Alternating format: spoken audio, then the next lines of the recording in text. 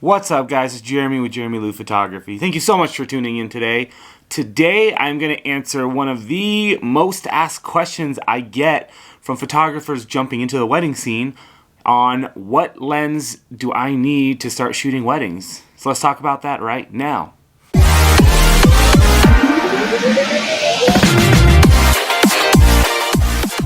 What's going on, guys? Again, I'm Jeramie with JeramieLu Photography. Thank you so much for tuning in today. If you guys are new to the channel, please consider subscribing. If this video helps you out in any way, give it a thumbs up and click that bell for notifications. It is snowing right now. It feels like it's been non-stop snowing in Nevada over here, and we just can't hang anymore. We can't hang anymore. So I thought I'd take this opportunity to answer a couple questions that I get asked all the time. In fact, my email, when I do get asked about weddings and photographers and jumping into weddings, this is the number one thing they ask because they only have so much money. They want to invest in lenses and gear that they actually can use at a wedding, and I have a ton of gear, and I noticed that I really just kind of let a lot of it sit in the bag unless I'm thinking about it and pull it out, or maybe make it a little game to challenge myself. So I'm going to go through these lenses. This is 3 lenses that I would pick, because that's how the questions go, right, on Facebook. If you only had 3 lenses for a wedding, what would you choose? If you only had 1 lens for a wedding, what would you choose? First off, never go to a wedding with 1 lens only. And not for the fact that, like, that's horrible and you only have 1 focal length, even if it's a zoom lens. But if that lens breaks, you're kind of out of the game, right? So this is going to answer the question. If I only had to pick 3 lenses, which lenses would I pick? And as I go through these lenses, I will give you guys different recommendations and modifications on lenses within that style, maybe in other brands.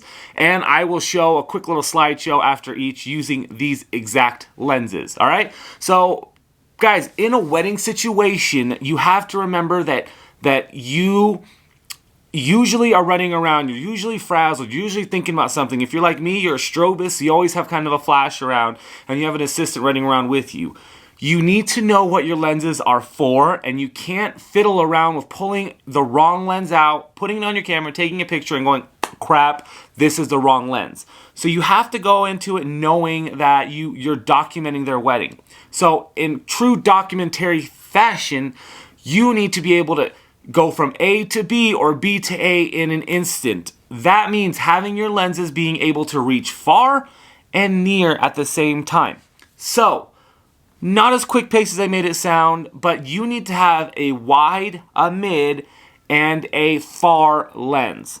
Telephoto lens, if you will, a wide lens, and then like a portrait lens. So that's exactly what I've done here today. If I only had to pick 3 lenses, I would pick 3 lenses that get me from super wide to super far without having to run too far to my clients.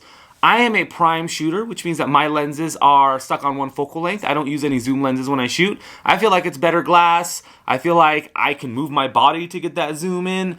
And I feel like it makes my brain slow down just a little bit instead of me having to go, hold on, and then refocusing each time.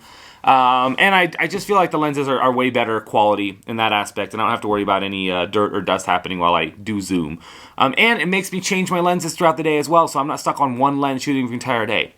With that being said, your client doesn't care on what lenses you use as long as your images are freaking amazing and awesome. Okay, so I use Sigma lenses, guys. Right now I shoot with Sony. I use the Canon mount, and I have a Sigma adapter to go from Canon to Sigma.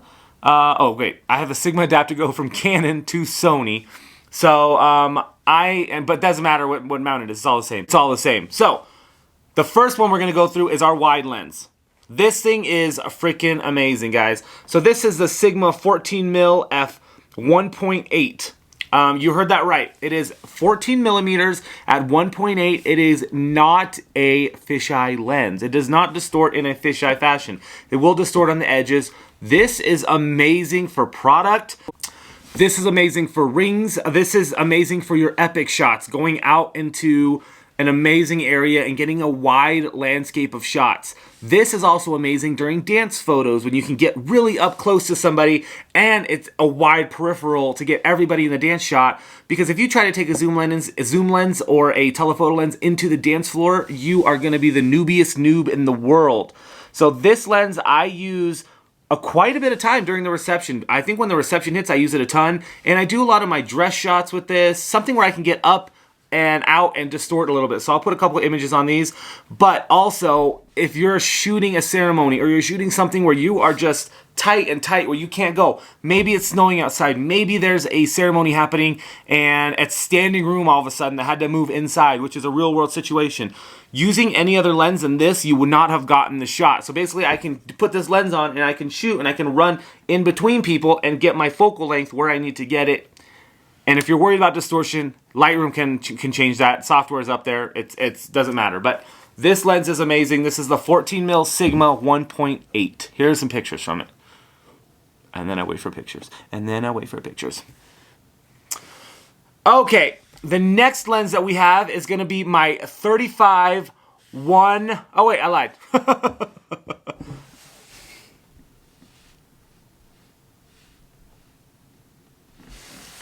Okay, so my next lens is going to be my 50mm 1.4 Sigma, of course. This thing is going to be my portrait lens. This one's going to be my detail lens.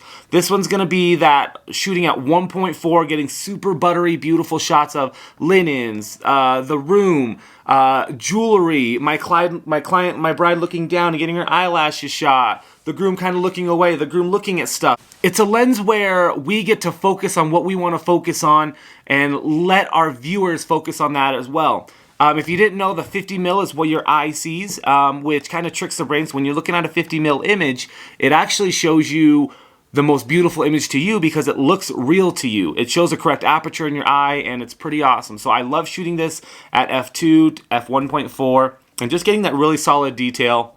This is amazing. I mean, this theoretically is if you had that one lens to do throughout the day. This will be a high contender for that lens, but it's only 50mm, so I can't get really too close to anybody or too far from anybody. This lens is beautiful 50mm. So, right, we have the 50mm. Here's some images from that. Okay, guys, so the final lens that I would have to say is going to be my Sigma 85 1.4. Yeah, my Sigma 85 1.4. This is my zoom lens, guys. This was kind of a tough choice for me because... I'm sorry, this is my far lens, guys. This is not a zoom lens. This is a tough choice for me because I need a lens that I can still get amazing portraits with. The 85 is one of my favorite portrait lenses. It blurs everything out in the back. Beautiful bokeh. Freaking gorgeous on couples, dudes, girls, and anything in between. I use this strictly for portraits, and I use this during the ceremony to get really up-close shots. Now, my Sony allows me to hit a button and get APS so I can zoom in just a little bit more like a crop sensor, so I can zoom in a little harder. But really, you can just kind of walk up and get those shots as well, right? So the 85 isn't too far from the 50. Now, if you don't like the 85, then I would recommend the 135. Again, I don't use zoom, but I would say 95% of the people watching this video are most likely going to get the 70 to 200 in all mounts, which is totally cool and totally chill. Again, this is just what I use and what I like. Here are some images from the 85. So guys, now that we've gone through the three lenses that I think I would use at any wedding, in fact, I use these pretty much at every wedding. I have a few other lenses that I use in between, one being the 35, which is like my favorite lens, but I couldn't justify getting it so close, so I think the 50 would be a lot better for a lot of people, just because some people don't know how to use that 35, and we'll get some distortion, especially on portraits. But... Canon has a 16-35. I want to say Nikon does too. That would replace this in a heartbeat. What I used to use all the time. It is an f2.8. This is a 1.8, which is why I got this instead. But it's an amazing lens. It's a zoom lens as well. Great for dancing. 50mm. You can substitute it for a 35mm. But every single brand will have a 50mm and nifty 50. We can get for like a couple $100 as well. 85, this one's going to be your cup of tea, right? You can go to 70-200, you can go to 135, you can go to 200. But what you need is something with reach, something where you're at the ceremony, and if something happens where you're not allowed to go up to the bride and groom, you're able in the back to go boom, boom, boom, grab some shots. Those are it. Those are the three lenses. Let me know what you guys think below. Do you guys use this? I know some people call this a trifecta. I just call these the three lenses that if you made me choose what I had to bring, I would choose this. But I think this is good. I think I did good. So anyways, thank you guys so much for tuning in. Please comment below on what you think and what lenses are your favorite if you only have three lenses. Talk to you guys later.